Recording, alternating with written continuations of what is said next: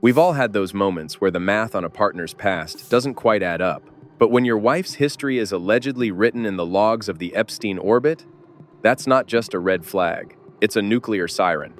Today, we're peeling back the high-gloss veneer of the Montecito fairy tale, because the prison walls around Ghislaine Maxwell are starting to leak, and the drips are landing right on Meghan Markle's doorstep. If you're obsessed with the high-stakes chess game played by the royal PR machine, and want the truth before it gets scrubbed, you need to join the Star Report. We're digging into the folders the palace wants to set on fire, so hit that subscribe button, and let's get messy. The prison cell whisper. The narrative we've been sold for years is that Meghan Markle was a self-made woman who stumbled into a blind date with a prince and had no idea what she was getting into. It's a lovely story, perfect for a Netflix documentary, but it's currently being dismantled by the one person who has absolutely nothing left to lose. Ghislaine Maxwell is sitting in a federal prison in Florida, and according to those with ears inside those walls, she's started to reminisce about the days when she was the gatekeeper to the world's most powerful men. The rumors suggest that Meghan's name isn't just a passing thought for Maxwell. It's a connection that predates the royal wedding by years. We aren't talking about Meghan as a duchess here. We're talking about the era where she was a working actress, trying to find her footing in a world where access is the only real currency. Maxwell reportedly claims that the social circles Meghan was moving in during her Toronto days were much more interconnected with the Epstein-Maxwell ecosystem than anyone wants to admit. It's a terrifying prospect for the palace, because it implies that Meghan wasn't an outsider who was brought into the royal fold. Instead, she may have already been orbiting the most scandalous branch of the family tree long before Harry ever swiped right, the Andrew overlap. The most explosive part of this resurfaced history is the alleged link to Prince Andrew. The official line from the Sussex camp has always been that Meghan didn't know the royal family, didn't Google Harry, and certainly didn't have a pre-existing relationship with his uncle.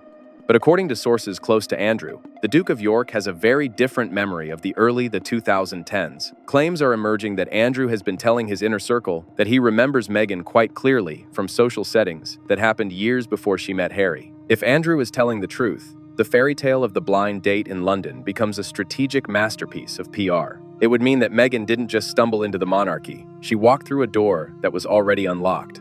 The idea that Harry was the first royal she reached for starts to look more like he was simply the royal who was the most susceptible to the charm offensive. For Harry, the discovery that his wife might have been a known quantity to his uncle is reportedly a sickening realization.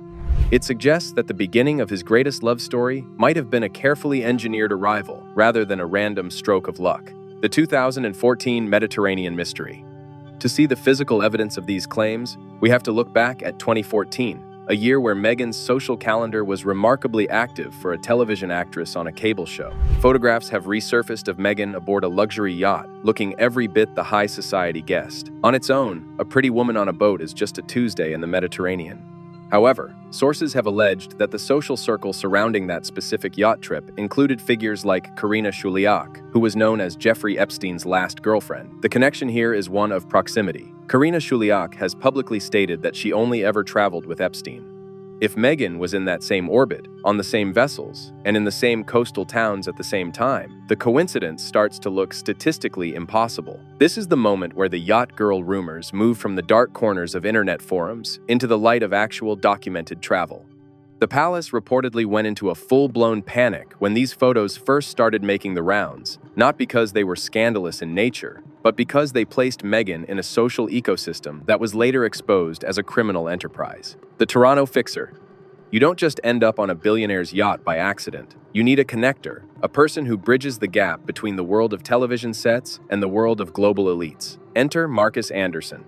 For years, Marcus has been described as Meghan's closest confidant, the man who was by her side long before the ring. But Marcus wasn't just a friend. He was a power player at Soho House, a private club that serves as a sanctuary for the rich and famous.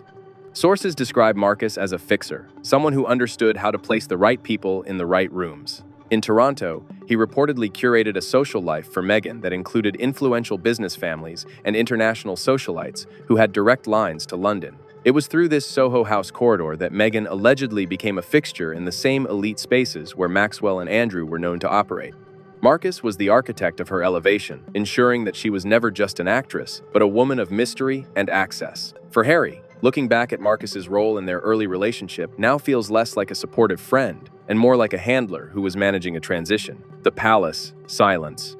The most telling part of this entire saga is the reaction from the British press and the palace itself. When Prince Andrew's scandals broke, the media was a shark tank. Every detail of his travel, his friendships, and his associations was dissected on a daily basis. But when it comes to the alleged links between Meghan and that same circle, the silence is deafening. There are no front-page investigations into her yachting history or her pre-Harry connections to the royal orbit. This isn't accidental, it's controlled. Sources within the royal machine claim that the palace has a burn list of topics that are strictly off-limits for the mainstream media.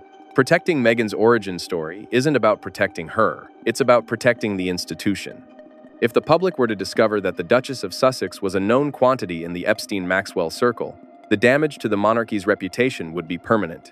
They would have to explain why they allowed the marriage to happen, and why they spent millions of taxpayer pounds to polish the image of someone with such radioactive associations. The witness trap. Things moved from gossip to a potential legal catastrophe during the Virginia Giuffre civil case against Prince Andrew. It's been reported that the legal team for Giuffre was seriously considering calling Meghan Markle as a witness. This wasn't a PR stunt.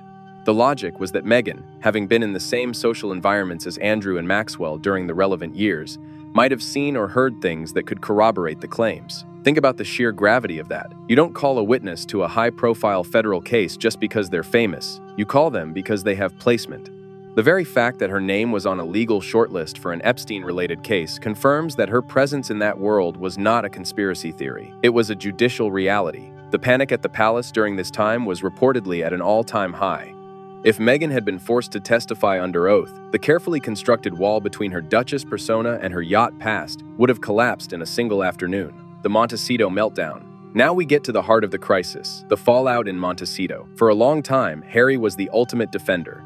He was the one who claimed he was protecting his wife from the same forces that destroyed his mother. But as these photos and manifest logs continue to resurface, the shield is starting to crack. Sources say that Harry has been left completely shattered by the realization that he might not have known the woman he gave up everything for. Imagine the weight of that betrayal. He burned bridges with his father, his brother, and his country to protect a woman he believed was a victim of an institution. Now, he's reportedly seeing evidence that she might have been a veteran of the very circles he despises. The isolation he feels in California isn't just physical, it's emotional. He's stuck in a gilded cage with a narrative that is slowly being proven false. Every time a new prison whisper comes from Maxwell, or a new photo of a Mediterranean deck emerges, the ground shifts beneath him. He didn't just walk away from his family. He walked into a world that he may have completely misunderstood.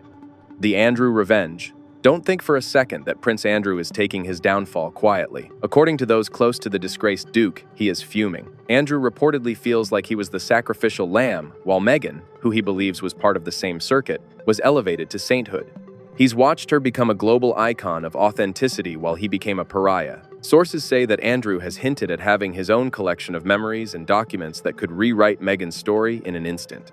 This is the most dangerous element of the story. Andrew has nothing left to lose. His reputation is gone, his titles are stripped, and his future is a permanent shadow.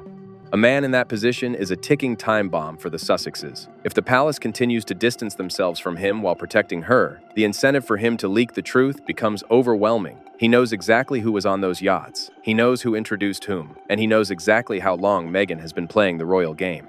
The erasure effort. We are currently witnessing the final stage of a massive institutional scrubbing. Photographs are disappearing from archives, licensing agreements are being pulled, and websites that once hosted early Meghan interviews are going dark. It's a digital book burning designed to ensure that the only version of Meghan Markle that exists is the one she wants us to see. But the internet is forever, and the more they try to hide the past, the more people look for it. The erasure itself is the proof. If there was nothing to hide, there would be no need for the massive legal and PR effort to delete the record.